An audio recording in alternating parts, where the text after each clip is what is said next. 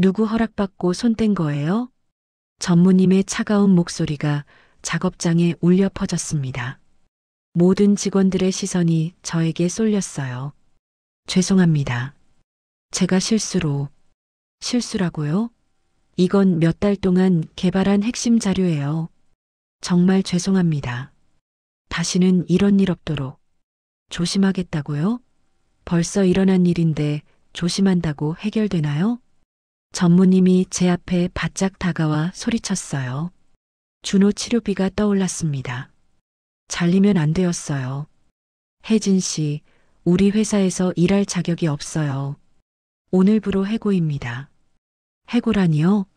제가 뭘 잘못했다고요? 눈물이 쏟아졌지만 아무도 도와주지 않았어요. 미영 씨와 수진 씨도 고개만 숙이고 있었습니다. 그들은 몰랐습니다. 제가 그들을 위해 무엇을 감추고 있는지를. 이야기를 시작하기 전에 구독과 좋아요를 부탁드립니다. 구독과 좋아요는 영상 제작에 많은 도움과 힘이 됩니다. 안녕하세요. 저는 윤혜진이라고 합니다. 올해 52살이고요. 오늘이 새로운 직장에서 일하는 첫날이에요. 새벽 5시 알람 소리가 나기 전에 눈이 떠졌습니다. 어둠 속에서도 몸이 먼저 기억하는 건지 자연스럽게 침대에서 일어났어요. 옆에서 자고 있는 아들 준호의 고른 숨소리가 들렸습니다. 24살이지만 여전히 아이처럼 잠들어 있는 아들을 보니 마음이 아련했어요. 부엌으로 향하는 발걸음이 조심스러웠습니다. 바닥에 삐걱거리는 소리라도 날까봐요. 준호는 한번 깊이 잠들면 웬만해선 깨지 않지만 그래도 혹시나 하는 마음에 살금살금 걸었죠. 냉장고 문을 열고 도시락 재료들을 꺼냈습니다. 어제 미리 준비해둔 계란말이, 시금치 나물, 그리고 준호가 좋아하는 햄구이까지. 아들은 발달장애 2급 판정을 받았지만 직업재활센터에 다니면서 나름대로 규칙적인 생활을 하고 있어요. 그런 준호에게 도시락은 하루의 시작이자 엄마의 마음이었습니다. 계란말이를 도시락통에 넣으면서 문득 눈물이 났어요. 왜 그랬는지 모르겠어요. 그냥 갑자기 서러웠습니다. 새로운 직장에 대한 불안감 때문이었을까요? 아니면 준호와 단둘이 살아가야 하는 현실이 무거웠던 걸까요? 휴지로 눈물을 닦고 다시 도시락을 쌌습니다. 울고 있을 시간은 없었거든요. 오늘부터 저는 전통항과 공방 정미당의 포장직 신입사원이에요. 52살의 나이에 새로 시작하는 일이었습니다. 도시락을 준비하고 나니 6시가 되었어요. 준호를 깨워야 할 시간이었죠. 아들 방으로 들어가서 이불을 살짝 들어 올렸습니다. 준호야, 일어날 시간이야. 몇 번을 불러야 겨우 눈을 뜨는 아들이었어요. 잠이 많은 것도 준호만의 특징이었습니다. 천천히 일어난 준호가 눈을 비비며 말했어요. 엄마, 오늘 새로운 회사 가는 거죠? 응, 맞아. 엄마 힘내서 열심히 다녀올게. 준호가 환하게 웃었습니다. 아들의 순수한 미소를 보니 용기가 났어요. 그래, 이 아이를 위해서라도 잘해야겠다고 다짐했습니다. 아들이 세면하는 동안 저도 간단히 화장을 했어요. 거울 속의 제 모습이 낯설었습니다. 오랜만에 입은 정장 차림이었거든요. 남편이 세상을 떠난 후로는 집에서만 있었던 시간이 길었는데 이렇게 다시 직장인으로 나서니 감회가 새로웠어요. 준호와 함께 집을 나선 것은 7시 반이었습니다. 먼저 아들을 직업재활센터에 데려다주고 저는 정미당으로 향해야 했어요. 버스 정류장까지 함께 걸으면서 준호가 말했습니다. 엄마, 새로운 직장에서 친구들 많이 사귀세요. 이런 말을 하는 아들이 기특했어요. 발달장애가 있지만 타인을 배려하는 마음만큼은 누구보다 따뜻한 아이였거든요. 버스에서 준호와 헤어진 후 저는 지하철을 갈아타고 정미당이 있는 한옥마을로 향했습니다. 지하철 안에서 다시 한번 회사 소개서를 펼쳐봤어요. 정미당은 3대째 이어져 온 전통항과 전문점이었습니다. 현재 대표는 강정희 명인님이신데 올해 74살이시라고 했어요.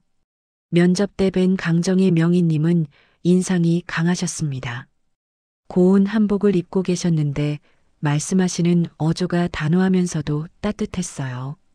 하지만 동시에 전통을 지키는 장인의 엄격함도 느낄 수 있었습니다. 혜진 씨, 우리 정미당은 아무나 다닐 수 있는 곳이 아니에요. 전통 한과를 만드는 일은 정성과 마음이 모든 것이거든요. 그때 명희님의 말씀이 떠올랐어요. 저는 과연 그런 마음으로 일할 수 있을까요? 사실 저에게는 일자리가 절실했습니다. 준호와 살아가기 위해서는 안정된 수입이 필요했거든요. 지하철에서 내려 한옥마을로 들어서니 공기가 달랐습니다. 도심의 매연 냄새 대신 은은한 나무 향이 났어요. 골목길을 따라 걸으면서 정미당을 찾았습니다.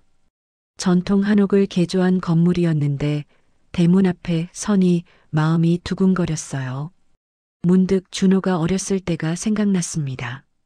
처음 유치원에 보낼 때도 이런 기분이었어요. 설렘과 불안이 뒤섞인 마음 말이에요.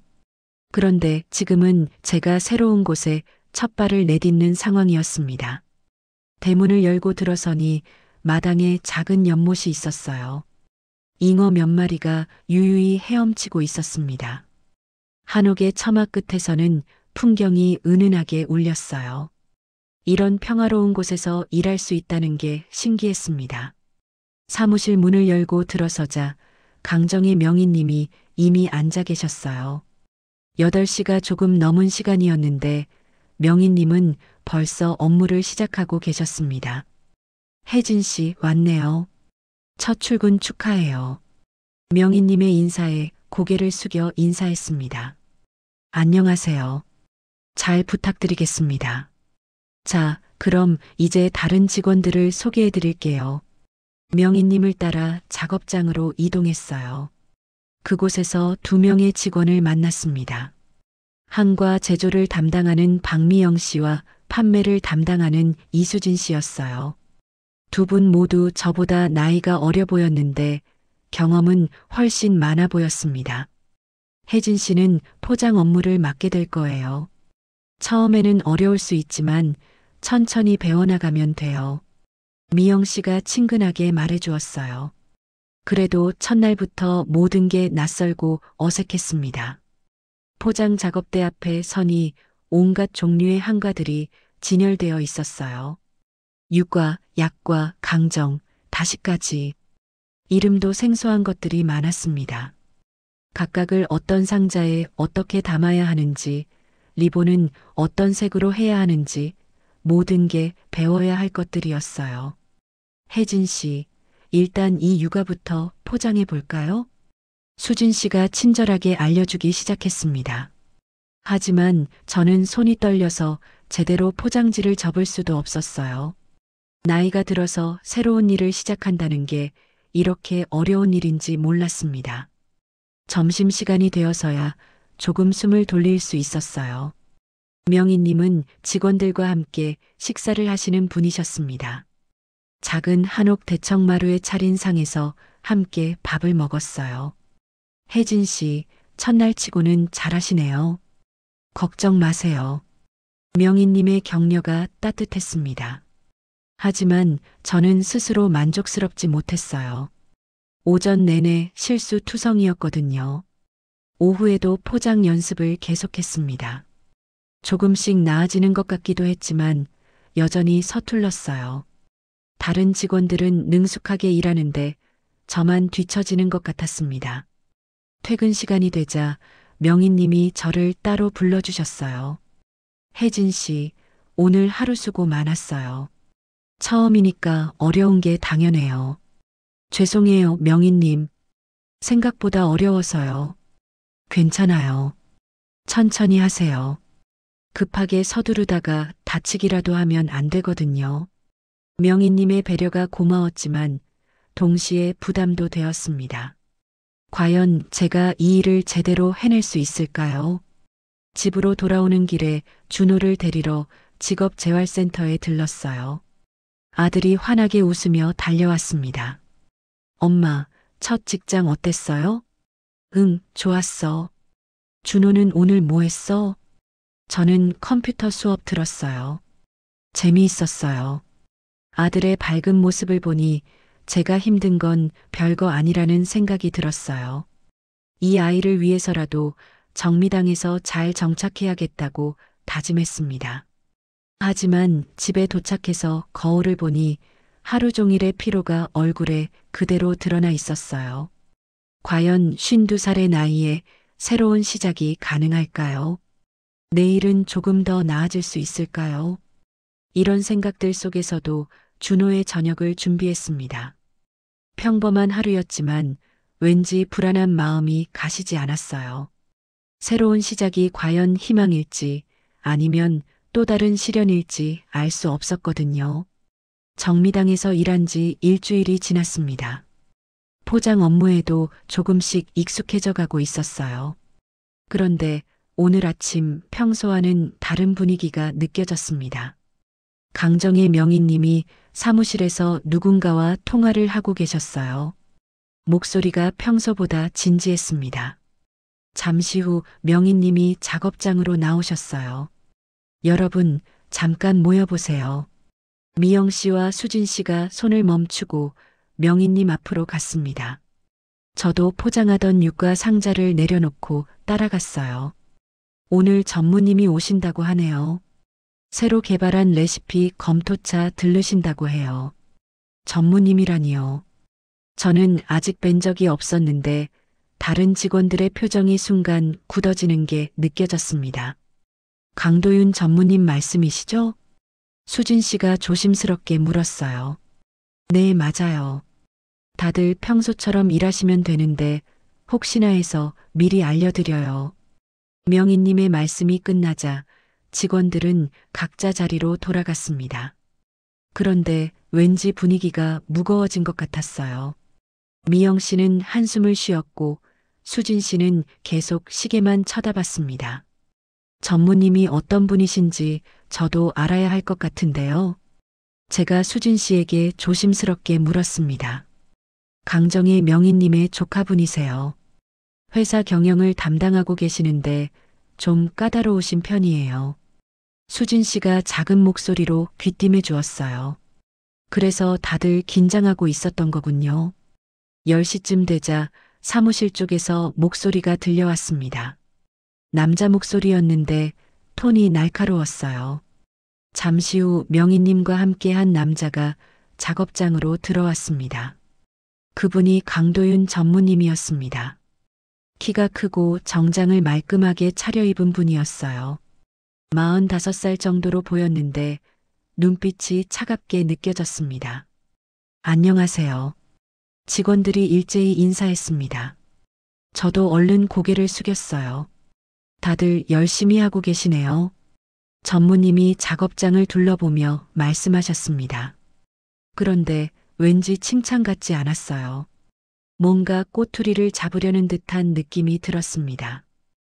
혜진 씨, 이분이 새로 들어오신 분이에요. 명희님이 저를 소개해 주셨어요. 안녕하세요. 윤혜진입니다. 아, 네. 포장 담당이시죠?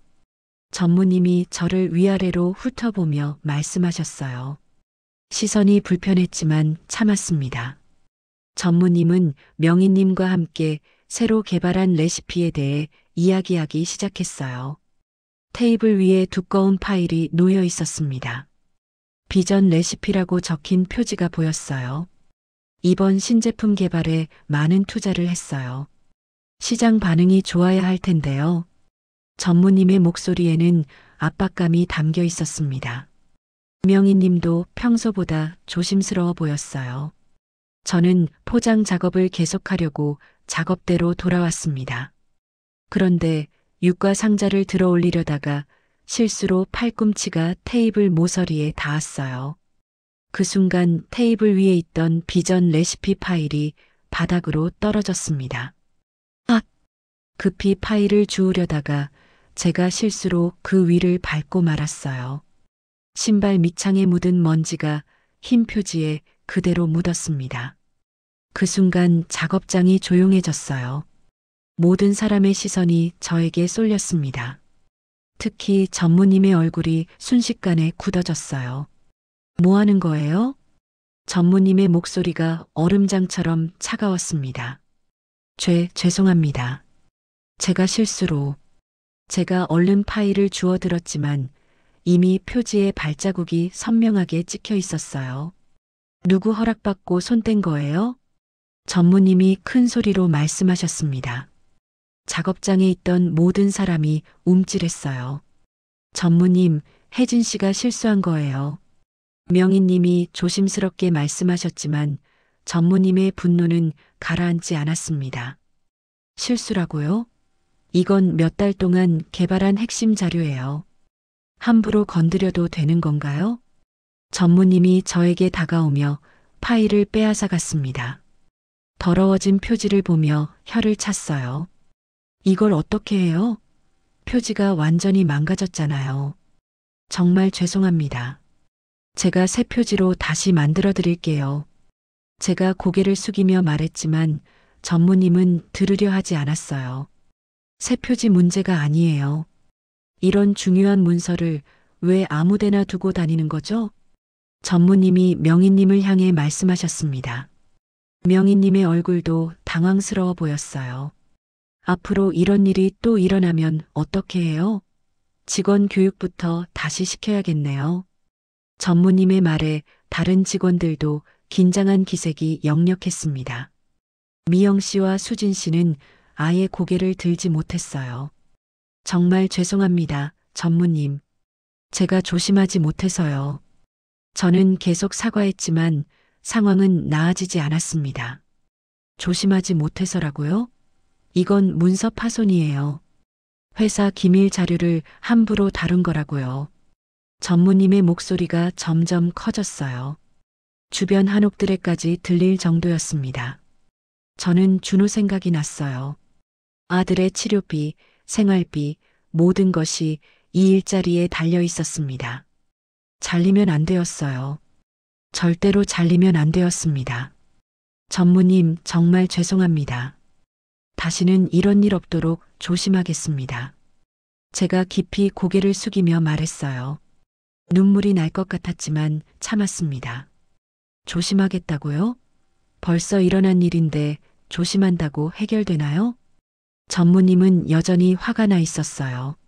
명희님이 중재에 나서려 했지만 쉽지 않아 보였습니다. 전무님, 혜진 씨가 진심으로 사과하고 있으니까요. 이모, 이런 식으로 넘어가면 또 이런 일이 일어날 수 있어요. 직원들이 회사 일을 우습게 봐요. 전무님이 명희님에게 말씀하시는 어조도 날카로웠습니다. 명희님도 어쩔 줄 몰라 하셨어요. 저는 그 자리에 서 있는 게 너무 괴로웠어요. 다른 직원들의 시선도 부담스러웠습니다. 모두들 저 때문에 곤란해하는 것 같았어요. 앞으로 이런 실수하지 마세요. 경고 한 번 주는 거예요. 전무님이 마지막으로 말씀하시고는 파일을 들고 사무실로 들어가셨습니다. 명희님도 뒤따라 들어가셨어요. 작업장에는 저와 미영 씨, 수진 씨만 남았습니다. 한동안 아무도 말하지 않았어요. 정적이 흘렀습니다. 혜진 씨, 괜찮아요? 수진 씨가 조심스럽게 물었어요. 네, 괜찮아요. 제가 조심하지 못해서요. 저는 억지로 웃으며 대답했습니다. 하지만 속으로는 무너져 내리는 기분이었어요. 점심시간이 되어서도 식욕이 없었습니다. 명희님은 전무님과 함께 밖에서 식사를 하신다고 했어요. 저는 다른 직원들과 함께 대청마루에 앉았지만 밥이 넘어가지 않았습니다. 혜진 씨, 너무 신경 쓰지 마세요. 전무님 원래 그런 분이에요. 미영 씨가 위로해 주었지만 마음이 편하지 않았어요. 오후에도 포장 작업을 계속했습니다. 하지만 손이 계속 떨렸어요. 또 실수할까봐 무서웠습니다. 조그만 소리에도 깜짝깜짝 놀랐어요. 퇴근 시간이 다가오자 명희님이 저를 불러주셨어요. 사무실에 들어가니 전무님은 이미 가신 후였습니다. 혜진 씨, 오늘 일 때문에 마음 상했죠? 명희님이 따뜻하게 말씀해 주셨어요. 아니에요, 명희님. 제가 잘못한 거예요. 전무님이 좀 예민하게 반응하신 것 같아요. 너무 신경 쓰지 마세요. 명희님의 위로가 고마웠지만 여전히 불안했어요. 전무님이 저를 어떻게 생각하실까요? 정말 경고로만 끝날까요? 집으로 돌아오는 길에 준호를 데리러 갔습니다. 아들이 환하게 웃으며 달려왔을 때 오늘 있었던 일이 더욱 무겁게 느껴졌어요. 엄마, 오늘은 어땠어요? 응, 좋았어.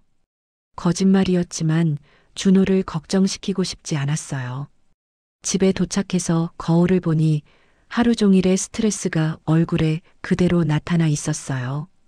이런 일이 또 일어나면 어떻게 해야 할까요? 정말 단순한 실수였을까요? 아니면 더 큰 문제의 시작일까요? 준호의 저녁을 준비하면서도 계속 불안한 마음이 가시지 않았습니다. 오늘 일은 정말 끝난 걸까요? 전무님의 차가운 눈빛이 계속 떠올랐어요. 지난주 문서 사건 이후로 전무님 눈치를 보며 일하는 날들이 계속되었습니다.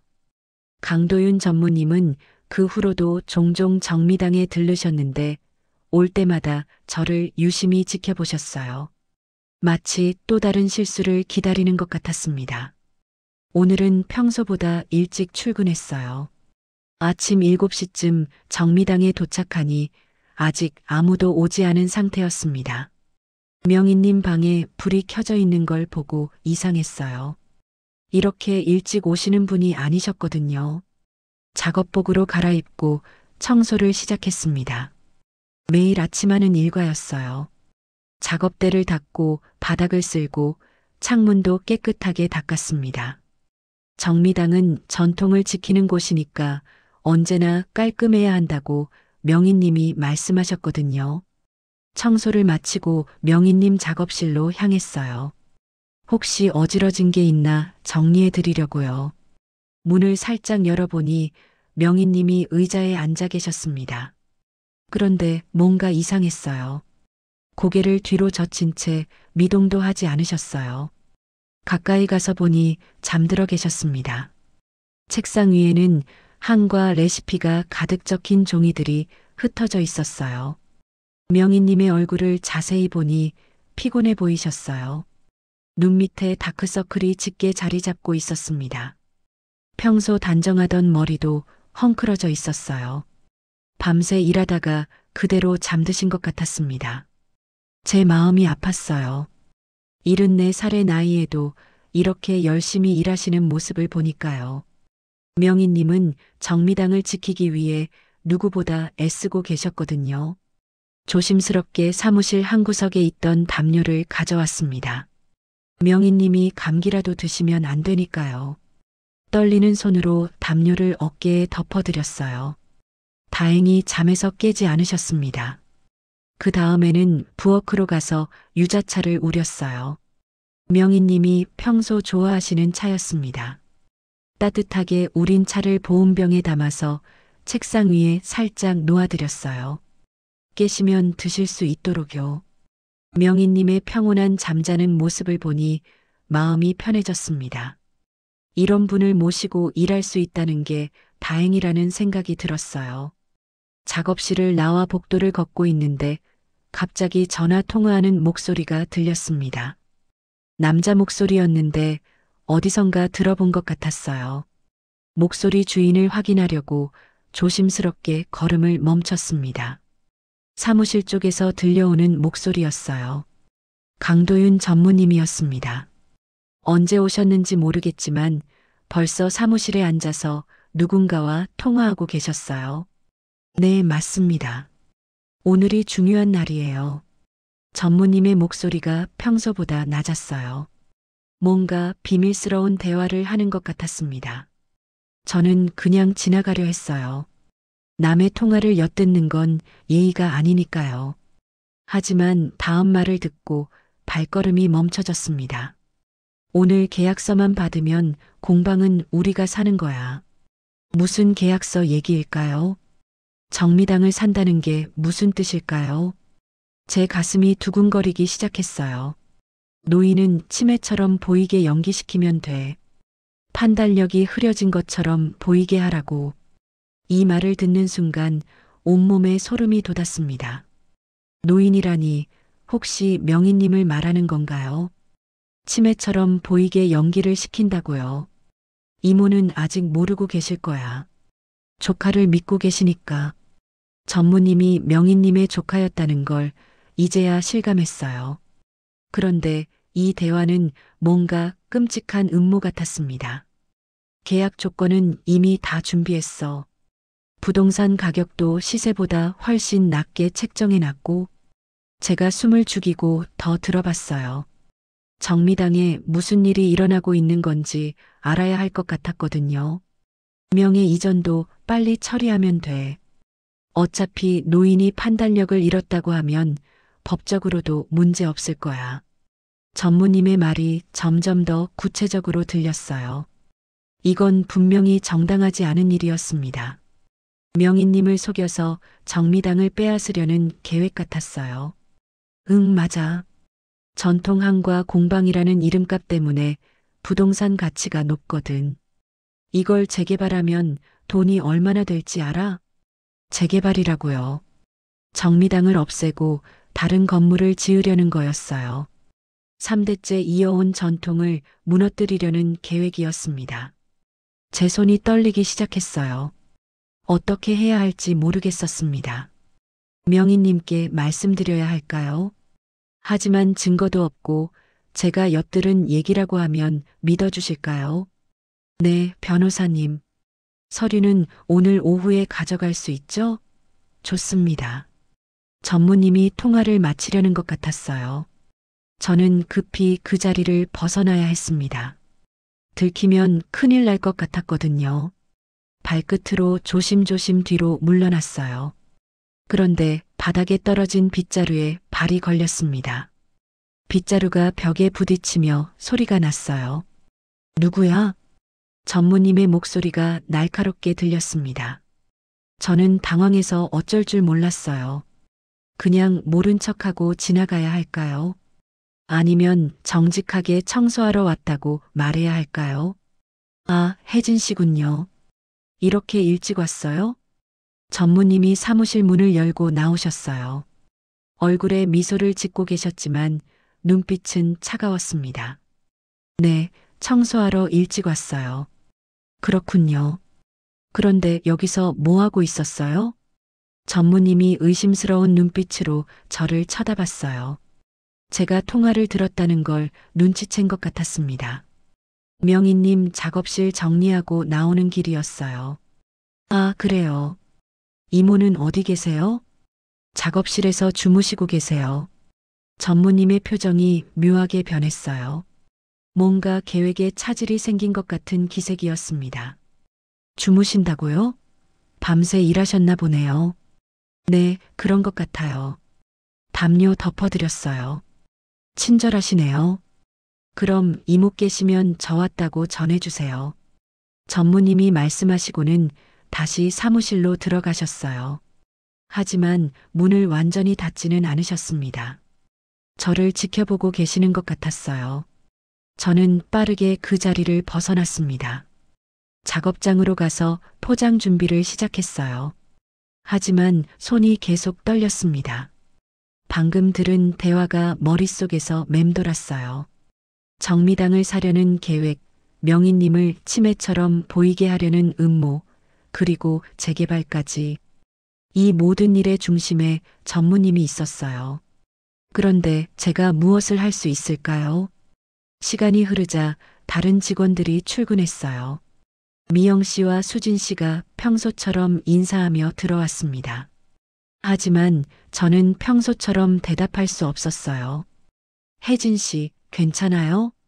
얼굴이 안 좋아 보이는데요. 수진 씨가 걱정스럽게 물었어요. 네, 괜찮아요. 좀 피곤해서요. 거짓말이었지만 다른 말을 할 수 없었습니다. 이런 일을 누구에게 말해야 할지 모르겠었거든요. 점심시간이 되어서 명희님이 작업장으로 나오셨어요. 유자차를 마시셨는지 얼굴색이 한결 좋아 보이셨습니다. 고마워요, 혜진 씨. 따뜻한 차 덕분에 기분이 좋아졌어요. 명희님이 환하게 웃으며 말씀해 주셨어요. 그 순간 제 마음이 더욱 무거워졌습니다. 이렇게 선량한 분을 속이려는 계획이 있다니요. 오후 내내 전무님의 행동을 지켜봤어요. 여러 차례 전화를 받으시고 서류를 들여다보셨습니다.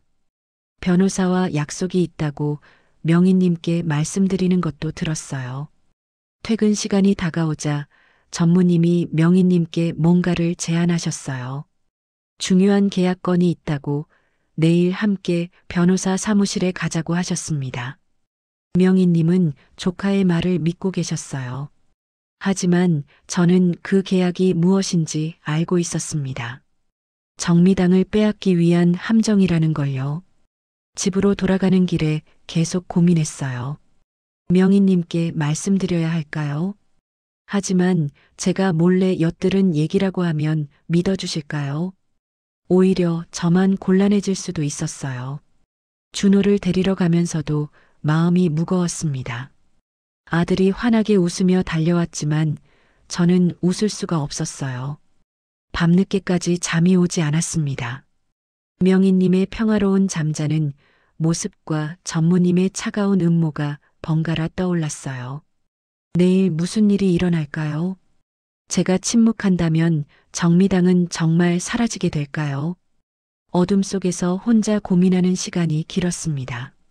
무엇이 옳은 선택인지 알 수 없었어요. 밤새 뒤척이다가 새벽이 되었어요. 어제 들은 전무님의 통화가 계속 머릿속을 맴돌았습니다. 하지만 결국 아무 결론도 내리지 못한 채 출근 준비를 했어요. 평소보다 일찍 집을 나섰습니다. 준호에게는 오늘도 좋은 하루 보내라고 인사했어요. 아들이 환하게 웃으며 손을 흔드는 모습을 보니 마음이 더욱 무거워졌습니다. 정미당에 도착하니 이상하게 분위기가 어수선했어요.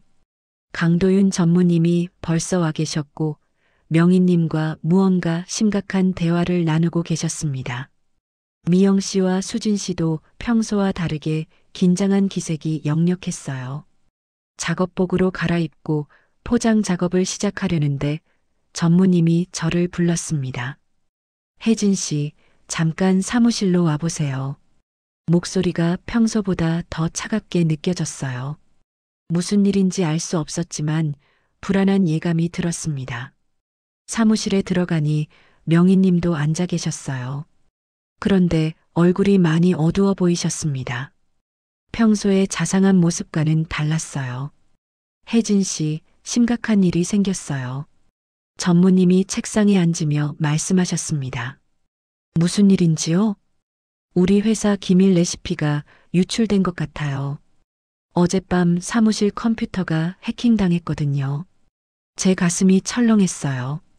레시피 유출이라니 그런 일이 있을 수 있나요? 그런데 의심스러운 게 있어서 불렀어요. 혹시 어제 사무실 근처에서 뭔가 이상한 걸 본 적 있나요? 전무님의 시선이 날카로웠습니다. 마치 저를 의심하는 것 같았어요. 아니요, 특별히 이상한 건 못 봤어요. 정말이에요? 어제 아침 일찍 와서 청소하지 않았나요? 네, 청소는 했지만 그때 사무실 근처에서 뭔가 하지 않았어요? 전무님의 질문이 점점 더 구체적으로 변했어요. 제가 어제 통화를 들었다는 걸 눈치챈 것 같았습니다. 청소만 했어요. 다른 건 아무것도 안 했습니다. 혜진 씨, 솔직히 말해보세요. 혹시 우리 회사 정보를 누군가에게 넘긴 적 있나요? 이 질문을 듣는 순간 무슨 일이 벌어지고 있는지 깨달았어요. 전무님이 저를 범인으로 만들려고 하는 거였습니다. 절대 그런 일 없어요. 저는 그런 일 할 사람이 아니에요. 그럼 가방 좀 보여주세요. 가방이요? 네, 혹시 모르니까 확인해 봐야겠어요. 전무님이 일어나더니 제 가방을 달라고 손을 내밀었어요. 저는 당황했지만 거절할 수도 없었습니다. 가방을 건네주자 전무님이 하나하나 뒤지기 시작했어요. 지갑, 핸드폰, 손수건, 준호 사진까지 모든 걸 꺼내서 확인했습니다. 그 순간 너무 모욕적이었어요. 마치 제가 정말 도둑인 것처럼 취급받는 기분이었습니다. 명희님도 안쓰러운 표정으로 지켜보고 계셨어요. 여기 USB가 있네요. 전무님이 가방 안쪽 주머니에서 USB 하나를 꺼냈어요. 그건 제 개인적인 거예요. 개인적인 거라고요? 확인해 봐야겠네요. 전무님이 USB를 컴퓨터에 꽂았습니다. 저는 식은땀이 났어요. 그 USB에는 준호 사진이나 개인적인 자료만 들어 있었는데 전무님은 의심의 눈초리로 화면을 살펴봤습니다. 다행히 회사 자료는 없네요. 하지만 이미 다른 곳으로 넘겼을 수도 있잖아요. 정말 아니에요. 저는 그런 일 절대 안 했어요. 제가 간절하게 호소했지만 전무님은 들으려 하지 않았어요. 혜진 씨, 어제 제 통화를 엿들었죠? 드디어 본론이 나왔어요. 전무님이 정말 걱정했던 건 레시피 유출이 아니라 제가 그 비밀 통화를 들었다는 것이었습니다. 통화요? 무슨 통화 말씀이세요? 모르는 척하지 마세요. 어제 아침 복도에서 제 통화를 엿듣고 있었잖아요. 그런 일 없었어요. 거짓말하지 마세요. 빗자루 소리까지 났잖아요. 전무님의 목소리가 점점 커졌어요. 명희님도 당황하신 표정이었습니다. 도윤아, 혜진 씨가 그런 사람이 아닐 텐데. 이모, 이런 일은 확실히 해야 해요. 회사 기밀이 걸린 문제라고요. 전무님이 명희님의 말을 막았어요. 그리고 다시 저를 향해 말했습니다. 혜진 씨, 우리 회사에서 일할 자격이 없어요. 오늘부로 해고입니다. 해고라니요? 제가 뭘 잘못했다고요? 의심스러운 행동을 했고 회사 정보 보안에 위협이 되거든요. 저는 정말 아무것도 안 했어요. 제발 믿어주세요. 제가 눈물을 흘리며 호소했지만 소용없었어요. 짐 싸서 나가세요. 지금 당장요. 전무님의 말이 냉정했습니다. 저는 다른 직원들 앞에서 완전히 모욕당한 기분이었어요. 작업장으로 나와서 개인 물건들을 챙겼어요. 얼마 되지 않는 것들이었지만 손이 떨려서 제대로 정리할 수가 없었습니다. 미영 씨와 수진 씨가 안쓰러운 표정으로 바라봤지만 아무 말도 할 수 없어 보였어요. 가방을 챙기면서 몰래 명희님 책상 서랍에서 USB 하나를 가져왔어요. 어제 청소할 때 본 건데 정미당 역사라고 적혀 있었습니다. 왠지 중요해 보여서 가져온 거였어요. 정미당 대문을 나서는 순간 눈물이 쏟아졌어요. 겨우 한 달 정도 다닌 직장이었지만 정말 소중했던 곳이었습니다. 명희님도 좋으셨고 동료들도 친절했어요. 그런데 이렇게 쫓겨나다니요. 버스 정류장에서 준호에게 전화했어요. 하지만 아들에게는 해고당했다는 말을 할 수 없었습니다. 준호야, 오늘 일찍 끝나서 집에 먼저 가 있을게. 네, 엄마. 저도 곧 가요. 아들의 밝은 목소리를 듣는데도 마음이 더 아팠어요. 이제 어떻게 생활해야 할까요? 준호 치료비는 어떻게 마련해야 할까요? 집에 도착해서 소파에 주저앉았어요. 머릿속이 하얘졌습니다. 새로운 일자리를 구해야 하는데 52살의 나이에 과연 가능할까요? 그때 핸드폰이 울렸어요. 모르는 번호였습니다. 윤혜진 씨죠? 남자 목소리였는데 강도윤 전무님이었어요. 네, 그런데 왜 전화를? 중요한 얘기가 있어요. 혹시 우리 회사 물건 가져간 거 없나요? 가져간 물건이요? 개인 물건만 가져왔는데요. 정말이에요? 확인해 봤는데 중요한 자료 하나가 없어져서요. 전무님이 의심하는 물건이 제가 가져온 USB인 것 같았어요. 모르겠어요. 제 개인 물건만 가져왔어요. 혜진 씨, 솔직히 말해요. 안 그러면 큰일 날 수도 있어요. 무슨 큰일이요? 혜진 씨 아들 준호 군 말이에요. 발달장애 2급이죠? 갑자기 아들 얘기가 나오니 온몸이 얼어붙었어요. 아들이 무슨 상관이에요? 복지급여 받고 계시죠? 그런데 그 급여가 부정수급으로 밝혀지면 어떻게 될까요? 부정수급이 아니에요. 정당하게 받는 거예요. 그게 문제예요. 제가 아는 공무원이 있거든요. 한마디만 하면 조사 들어가요. 그럼 급여 끊어질 수도 있고요. 전무님의 협박이 너무 악랄했어요. 아들의 복지급여는 저희에게 생명줄 같은 거였는데 그걸 가지고 협박하다니요. 내 자료 안 돌려주면 아들 복지급여 다 끊어버릴 겁니다. 그리고 취업도 못하게 만들 거예요. 그런 일 하지 마세요. 제발이요. 그럼 내일까지 자료 가져와요. 안 그러면 준호 군 인생 끝나는 거예요. 전화가 끊어졌어요. 저는 핸드폰을 떨어뜨리고 바닥에 주저앉았습니다. 준호가 집에 돌아왔을 때 저는 울고 있었어요. 엄마, 왜 울어요? 아니야, 괜찮아. 하지만 괜찮지 않았어요. 모든 게 무너져 내리는 기분이었습니다. 밤이 되어서도 잠이 오지 않았어요. 전무님의 협박이 계속 머릿속을 맴돌았습니다. USB를 돌려주면 명희님이 위험해질 거고 안 돌려주면 준호가 위험해질 거였어요. 거울 속 제 모습을 보니 완전히 지쳐 보였어요. 하지만 포기할 수는 없었습니다. 준호를 지켜야 했고 명희님도 도와야 했어요. 그 순간 제 눈빛이 바뀌었어요.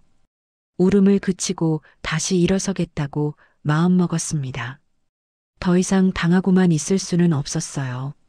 전무님의 협박 전화를 받은 다음 날 저는 정미당 근처를 맴돌고 있었어요. 들어갈 수도 없고 그냥 떠날 수도 없는 상황이었습니다. USB를 어떻게 해야 할지 결정하지 못했거든요. 한옥마을의 골목길을 걸으면서 생각에 잠겨 있는데 누군가 제 이름을 불렀어요.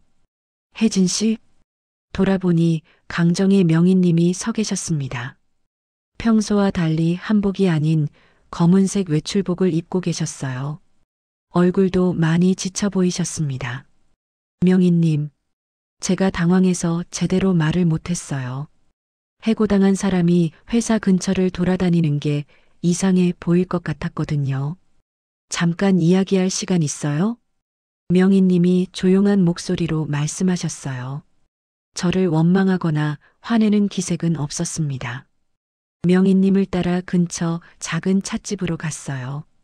한적한 곳이었는데 명희님이 자주 오시는 곳인 것 같았습니다. 주인 할머니가 반갑게 인사해 주셨어요. 조용한 구석자리에 앉자 명희님이 먼저 입을 여셨어요. 그 USB 내가 지켜준 거니? 갑작스러운 질문에 제 가슴이 덜컹했어요. 명희님이 알고 계셨던 거였어요. 명희님, 저는 괜찮아. 도윤이가 뭘 계획하고 있는지 나도 알고 있었어. 명희님의 말씀에 더욱 놀랐어요. 전무님의 음모를 알고 계셨다고요.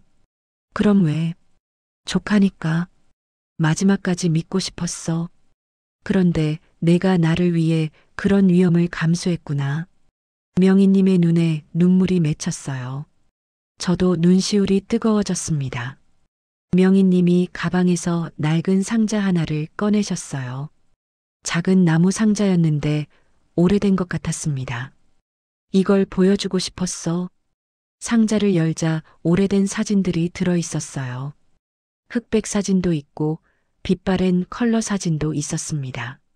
명희님이 그 중에서 사진 한 장을 꺼내셨어요.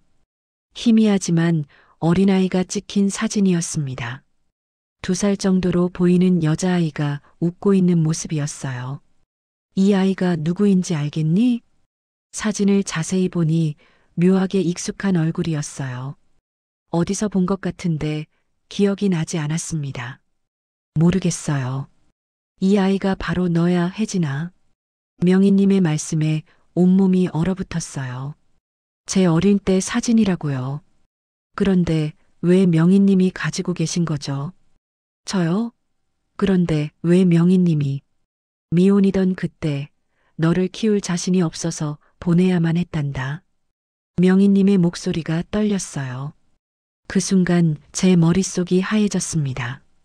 그럼 명희님이 내 엄마야, 혜진아. 세상이 무너지는 기분이었어요.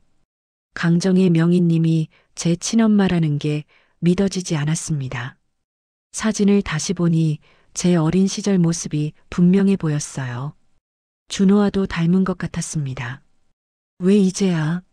너를 보낸 후 평생 후회하며 살았어. 그런데 내가 다시 내 곁으로 왔구나. 명희님이 눈물을 흘리기 시작했어요. 저도 모르게 눈물이 쏟아졌습니다. 제가 정미당에 취직한 게 우연이 아니었어. 내 이력서를 보는 순간 알아봤거든. 그래서 면접 때 명희님이 저를 그렇게 따뜻하게 봐주셨던 거군요. 딸을 찾은 기쁨이셨던 거예요. 준호도 내 외손자지. 얼마나 보고 싶었는지 몰라. 모든 퍼즐이 맞춰지는 기분이었어요. 하지만 동시에 복잡한 감정들이 밀려왔습니다. 그럼 왜 말씀 안 해주셨어요? 무슨 자격으로 엄마라고 할 수 있겠니? 너를 버린 사람인데. 명희님의 자책하는 모습을 보니 마음이 아팠어요. 하지만 아직도 현실을 받아들이기 어려웠습니다. 찻집에서 나와 한옥마을을 걸으며 많은 이야기를 나눴어요. 명희님은 제가 어떻게 자랐는지, 남편은 어떤 사람이었는지, 준호는 어떤 아이인지 궁금해 하셨습니다. 저도 명희님에 대해 많은 것들을 알게 되었어요. 정미당을 지켜온 이유, 전통을 사랑하는 마음, 그리고 저를 그리워하던 마음까지요. 이제 어떻게 해야 할까요? 도윤이는 내가 해결할게. 너는 준호 걱정만 해. 명희님이 든든하게 말씀해 주셨어요. 하지만 저도 가만히 있을 수는 없었습니다. 그날 밤 집에 돌아와서 준호에게 모든 걸 말해 주었어요. 외할머니를 찾았다는 이야기까지요. 아들이 환하게 웃으며 말했어요. 엄마, 이제 우리 가족이 늘어났네요. 준호의 순수한 기쁨을 보니 제 마음도 따뜻해졌어요. 어려운 상황이지만 이제는 혼자가 아니었습니다. 명희님과의 만남 이후 사흘이 지났습니다. 저는 집에서 USB 내용을 자세히 살펴보고 있었어요.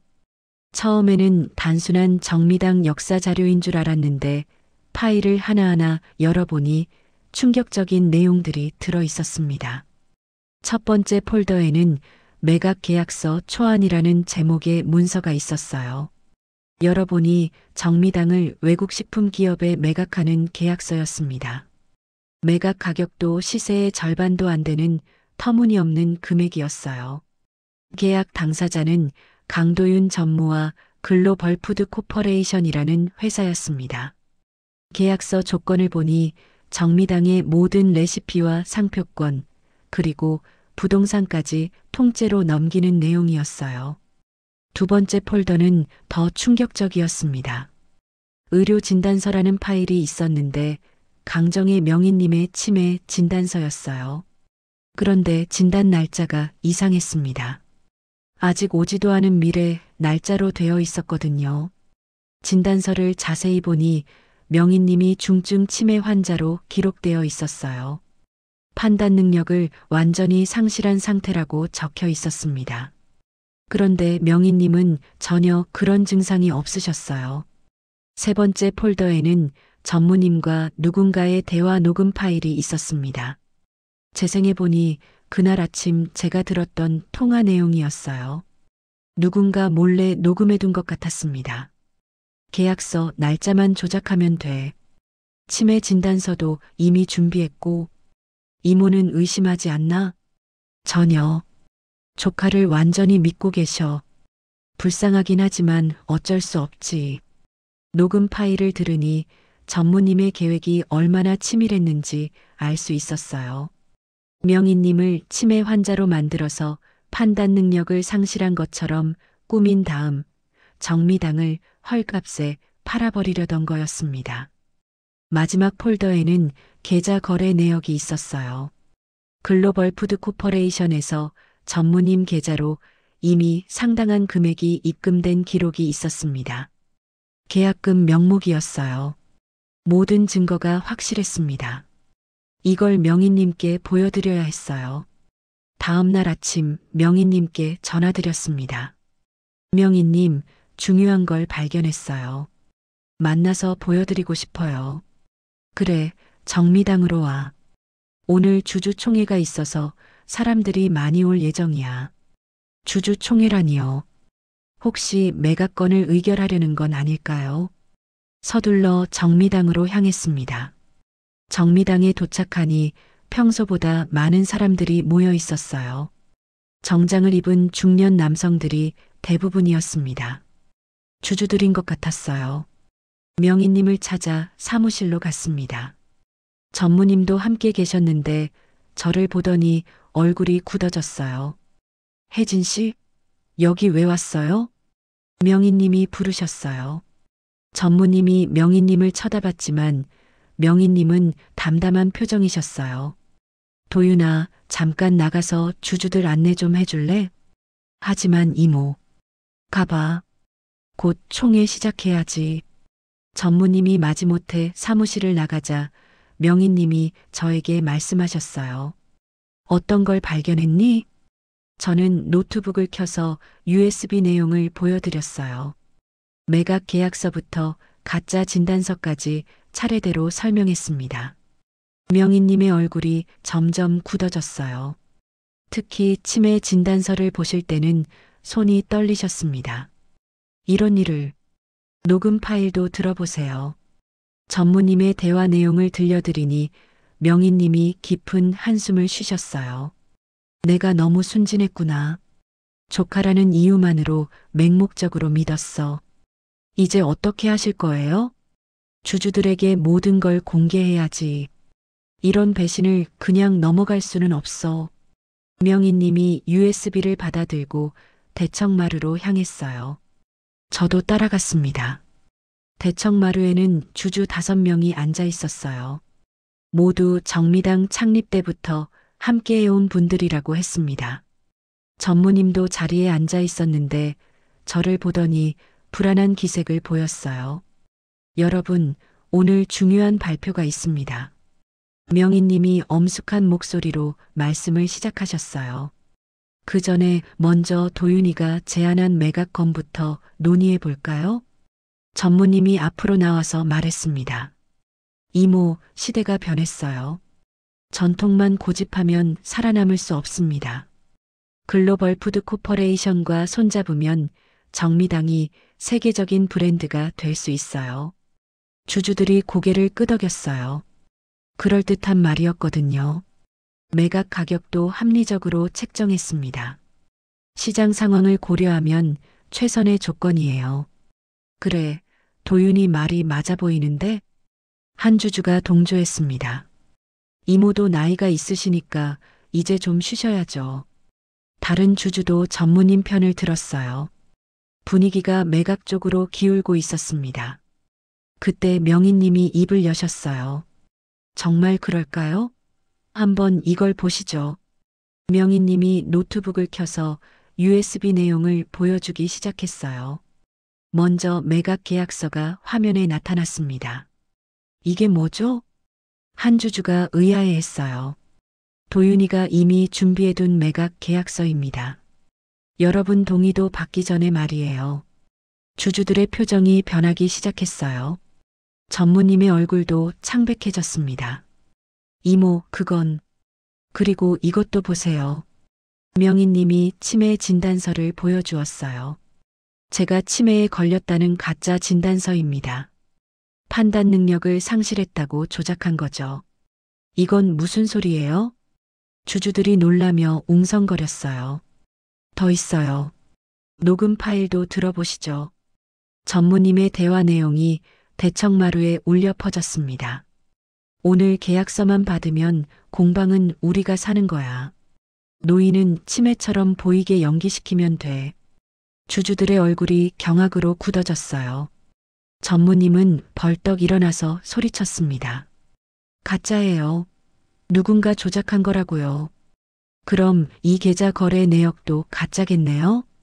명희님이 입금 기록을 보여주었어요. 글로벌 푸드 코퍼레이션에서 온 거액의 계약금이었습니다. 도윤아, 이미 돈까지 받았구나. 명희님의 목소리에 실망이 묻어났어요. 전무님이 당황해서 변명을 늘어놓기 시작했어요. 이모, 오해예요. 정미당을 살리려고 한 일이었어요. 살리려고? 헐값에 팔아서? 시장 상황이 어려워서 어쩔 수 없었어요. 거짓말 그만해. 한 주주가 분노하며 소리쳤어요. 우리를 바보로 하나? 이런 치밀한 사기를 치고도 변명을. 다른 주주들도 전무님을 성토하기 시작했어요. 분위기가 완전히 바뀌었습니다. 강도윤 전무, 당신은 정미당에서 쫓겨나야 마땅해요. 배신자를 어떻게 믿을 수 있겠어요? 전무님이 완전히 궁지에 몰렸어요. 얼굴이 새하얗게 변했습니다. 여러분, 진정하세요. 설명할 기회를 주세요. 하지만 주주들은 들으려 하지 않았어요. 증거가 너무 확실했거든요. 혜진 씨, 앞으로 나와보세요. 명희님이 저를 불렀어요. 제가 떨리는 마음으로 앞으로 나왔습니다. 이분이 이 모든 증거를 찾아낸 분입니다. 도윤이의 음모를 막아준 은인이에요. 주주들이 저를 바라봤어요. 처음에는 의아해했지만 곧 고마운 표정을 지었습니다. 정말 고맙습니다. 혜진 씨 덕분에 정미당을 지킬 수 있게 되었어요. 대단하십니다. 용기 있는 행동이었어요. 주주들이 하나둘 박수를 치기 시작했어요. 대청마루의 박수 소리가 울려 퍼졌습니다. 전무님은 그 자리에 서서 무너지는 표정을 지었어요. 모든 계획이 수포로 돌아간 거였습니다. 도윤아, 이제 끝이다. 경찰에 신고할 거야. 명희님의 선언에 전무님이 비틀거렸어요. 이모, 마지막으로 한 번만. 됐어. 더 이상 조카라고 부르고 싶지 않다. 명희님의 냉정한 말에 전무님이 완전히 무너졌어요. 곧이어 경찰이 도착했습니다. 주주 중 한 분이 미리 신고해 둔 거였어요. 전무님은 수갑을 차고 끌려나갔습니다. 이모, 후회하실 거예요. 마지막까지 악다구니를 쓰는 전무님을 보니 안쓰럽기도 했지만 동시에 다행이라는 생각도 들었어요.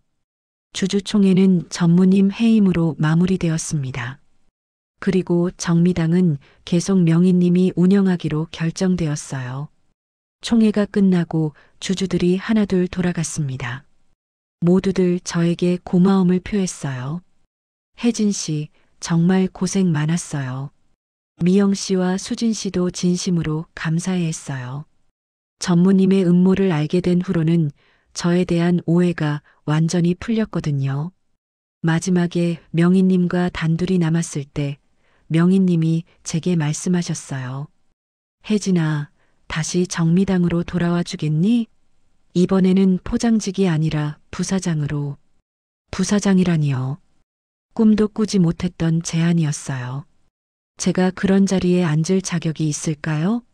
물론이지. 정미당을 구해낸 영웅인데. 명희님의 따뜻한 미소를 보니 눈물이 날 것 같았어요. 이제 정말로 새로운 시작이었습니다. 전무님이 끌려간 다음 날 명희님이 제게 전화를 주셨어요.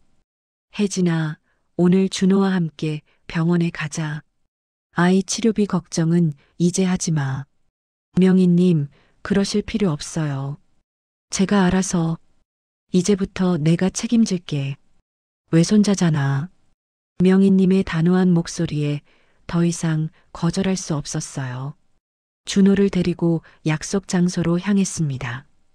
병원 앞에서 명희님을 만났을 때 평소보다 정성스럽게 차려입고 계셨어요. 고운 한복에 단정한 머리, 그리고 따뜻한 미소까지. 준비를 많이 해서 오신 것 같았어요. 할머니, 준호가 명희님을 보자마자 환하게 웃으며 달려갔어요. 제가 미리 할머니를 만났다고 얘기해둔 터였거든요. 어머, 우리 준호. 명희님이 아들을 꼭 끌어안으셨어요. 그 모습을 보니 제 가슴이 뭉클했습니다.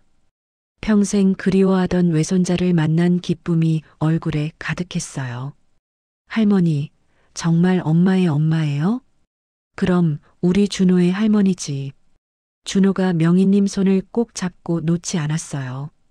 아이들은 정말 순수해서 좋은 사람을 금방 알아보는 것 같았습니다. 병원에 들어가니 의료진들이 정중하게 맞아주었어요. 명희님이 미리 연락을 해두신 것 같았습니다. 강정희 선생님이시죠? 준호군 치료 계획에 대해 상담드리겠습니다. 담당 의사가 자세히 설명해 주었어요. 준호에게는 지속적인 재활치료와 특수교육이 필요하다고 했습니다. 비용이 만만치 않았지만 명희님은 전혀 개의치 않으셨어요. 비용은 걱정하지 마세요. 아이가 최고의 치료를 받을 수 있도록 해주세요. 명희님, 이렇게까지 하실 필요는.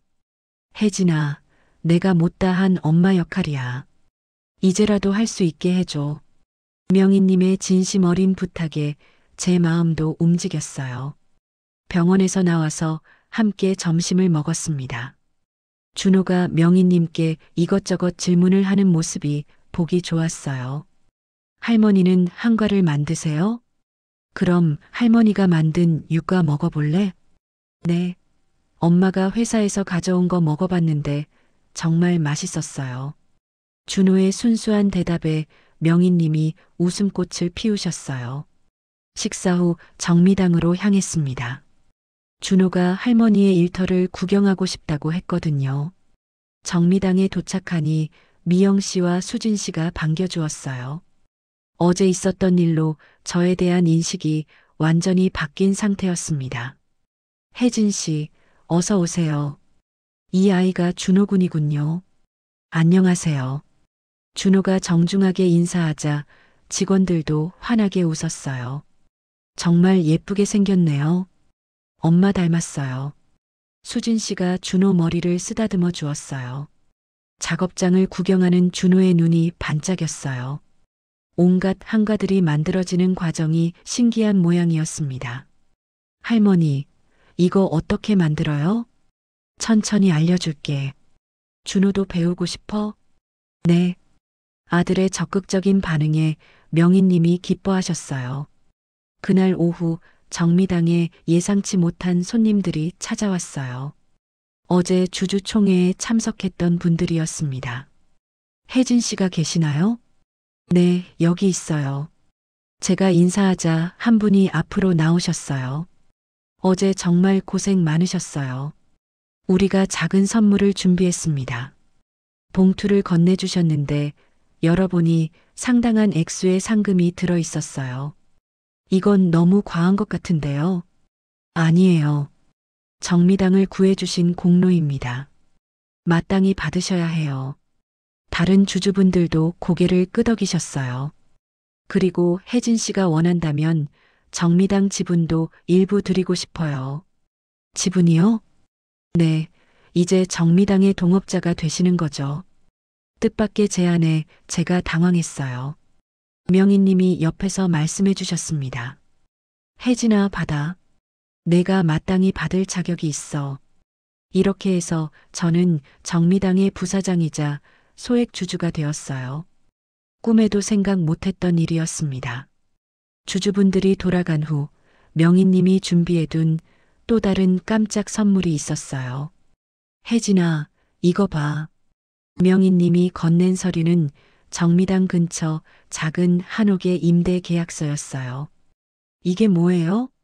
너희 모자가 살 집이야. 정미당에서 가까우니까 출퇴근도 편하고 준호도 좋은 환경에서 자랄 수 있을 거야. 명희님, 이렇게까지는. 내 딸이잖아. 당연한 거야. 명희님의 배려가 끝이 없었어요. 제 눈에 눈물이 맺혔습니다.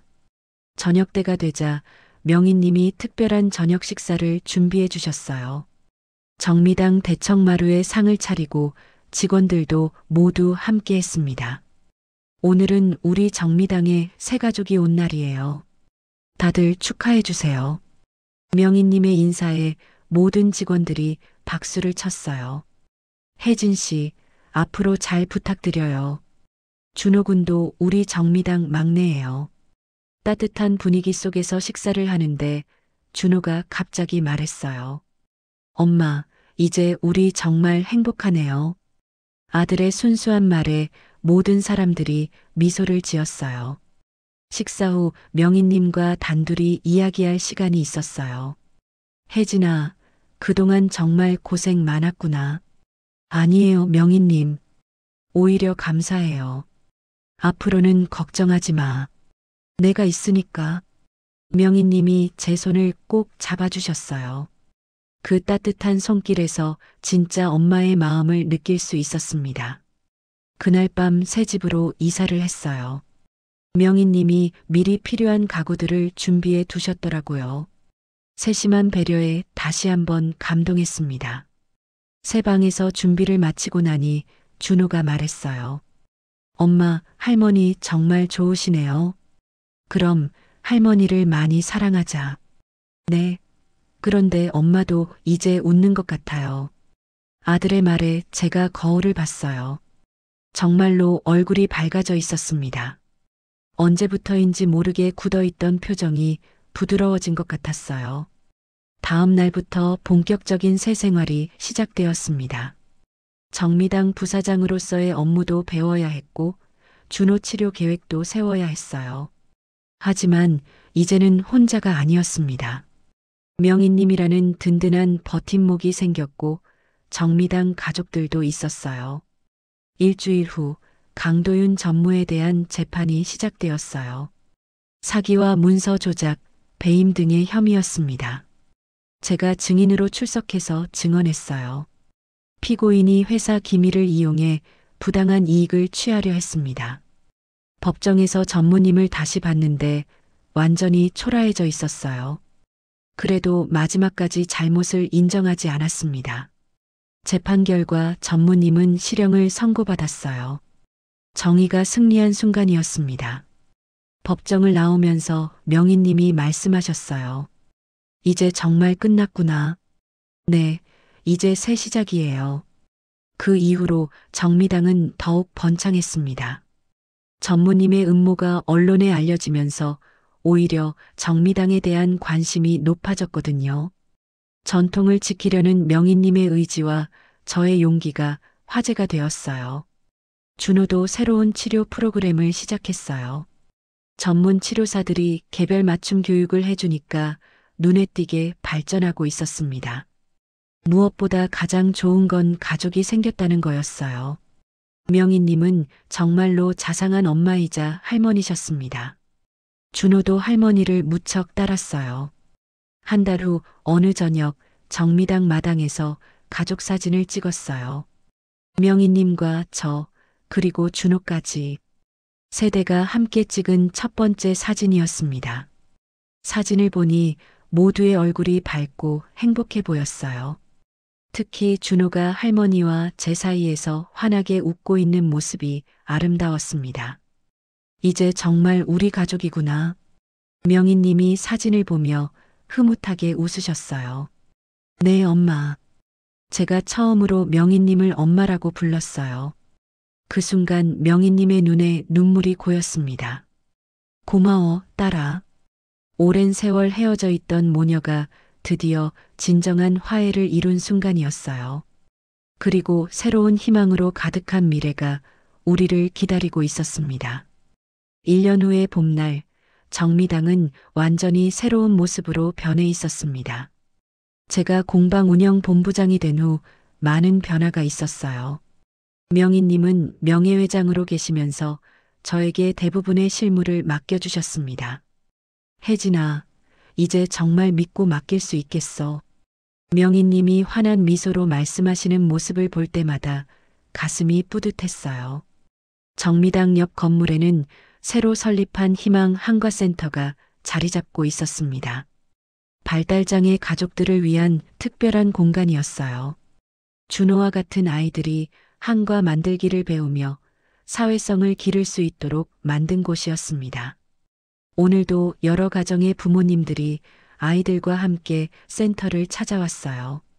처음에는 어색해하던 아이들이 시간이 지나면서 밝은 표정으로 변하는 모습을 보는 게 제일 큰 보람이었습니다. 혜진 본부장님, 정말 감사해요. 우리 아이가 이렇게 웃는 모습을 본 지 오래된 것 같아요. 한 어머니가 눈물을 글썽이며 말씀해 주셨어요. 천천히 하세요. 아이들은 모두 다른 속도로 자라니까요. 제가 그 어머니의 손을 잡으며 위로해 드렸습니다. 1년 전에 제 모습이 떠올랐거든요.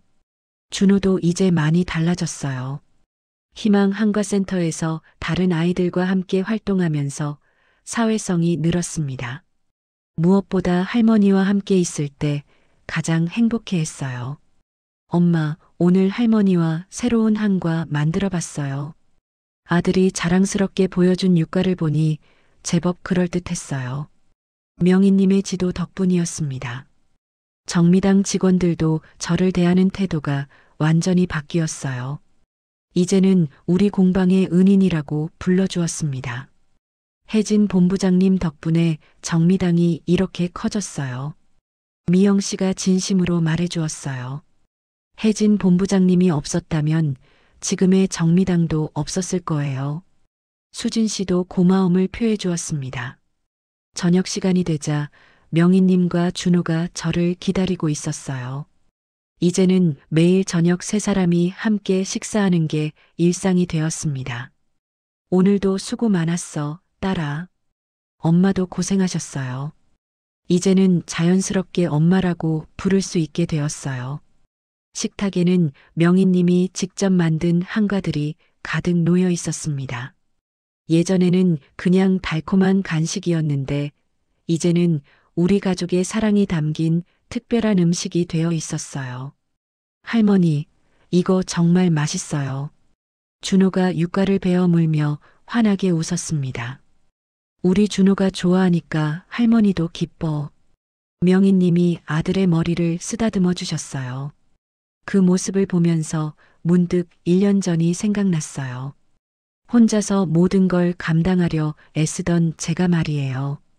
그때는 이런 날이 올 거라고는 상상도 못했었습니다. 엄마, 우리 가족 사진 한 장 더 찍을까요? 준비가 된 걸 보니 벌써 몇 개월이 지난 것 같았어요. 세 사람이 소파에 앉아서 사진을 찍었어요. 명희님이 가운데 앉고 저와 준호가 양쪽에서 기대는 모습이었습니다. 사진기의 셔터 소리가 울릴 때 저는 진심으로 행복했어요. 우린 결국 서로에게 돌아왔다. 명희님이 사진을 보며 조용히 말씀하셨어요. 정말 그랬어요. 헤어져 있던 긴 시간을 돌아 우리는 다시 만났습니다. 그리고 이제는 그 누구도 우리를 떼어놓을 수 없었어요. 창밖으로 정미당의 야경이 보였어요. 따뜻한 불빛이 켜진 한옥이 정말 아름다웠습니다. 이곳에서 전통을 지키며 새로운 희망을 만들어가는 일이 제게는 가장 소중한 사명이 되어 있었어요. 준호가 졸린 듯 하품을 했어요. 엄마, 저 이제 잘게요. 그래, 좋은 꿈 꿔. 아들이 방으로 들어간 후 명희님과 차를 마시며 오늘 하루를 정리했습니다. 정말 꿈 같은 일이었어. 앞으로도 더 좋은 일들이 있을 거야. 명희님이 희망적으로 말씀해 주셨어요. 그날 밤 잠자리에 들면서 감사한 마음이 들었어요. 어려운 시간들이 있었지만 결국 모든 게 제자리를 찾았습니다. 무엇보다 이제는 혼자가 아니라는 게 가장 큰 위안이었어요. 가족이 있고 함께할 사람들이 있다는 것 말이에요. 새벽에 일어나 창문을 열어보니 정미당 마당에 벚꽃이 피어 있었어요. 봄이 왔다는 신호였습니다. 새로운 계절처럼 저희 가족에게도 희망찬 미래가 기다리고 있을 거라고 믿었어요. 그럼 오늘 이야기는 여기까지입니다. 영상을 시청해주신 모든 분들 고맙습니다. 저는 AI 나레이션 사연 읽는 펭귄이었습니다. 구독과 좋아요 부탁드립니다. 감사합니다.